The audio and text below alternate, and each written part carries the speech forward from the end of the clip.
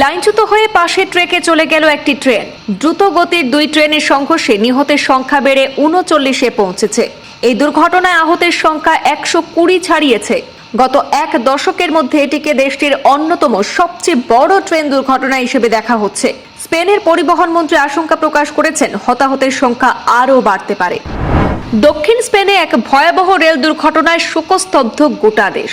দ্রুতগতির দুটি ট্রেনের সংঘর্ষে প্রাণ হারিয়েছেন ৪০ জন। প্রায় ৪০ জনের মতো এখনো পর্যন্ত জানা যাচ্ছে যে ৩৯ জন যাত্রী প্রাণ হারিয়েছেন। এই মর্মান্তিক ঘটনায় আহত হয়েছেন কয়েক ডজন মানুষ। যা জানা যাচ্ছে তাতে ১২০ ছাড়িয়েছে আহতের সংখ্যা।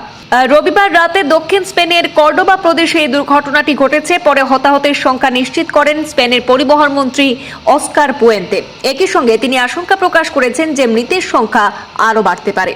রেল অপারেটর আদিফের তরফে জানানো হয়েছে, স্থানীয় সময় সন্ধ্যা ৭:৪৫ নাগাদ কর্ডোবার কাছে দুটি ট্রেনের মধ্যে সংঘর্ষ হয়। মালাগা থেকে মাদ্রিদগামী একটি ট্রেন আচমকাই লাইনচ্যুত হয়ে পাশের রেল ট্রেকে চলে যায়।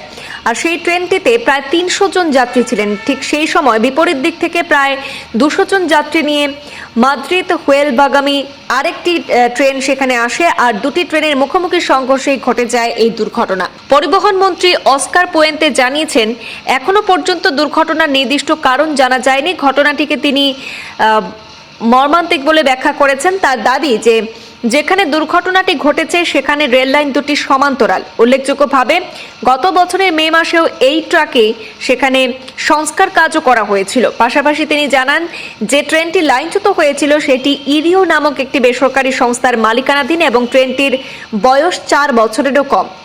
পরবর্তীতে সেখানে মাদ্রিদ হুয়েলবাগামী ট্রেনটি স্পেনের রাষ্ট্রীয় রেল সংস্থা রেনফের অধীন ছিল বলেও তিনি জানিয়েছেন।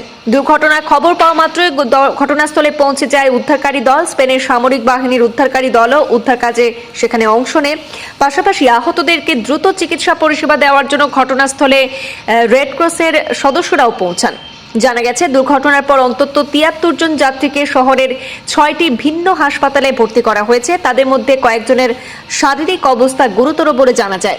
দুর্ঘটনার জেরে আজ সোমবার মাদ্রিদ এবং আন্দালুসিয়া অঞ্চলের মধ্যে সমস্ত ট্রেন চলাচল বাতিল করা হয়েছে।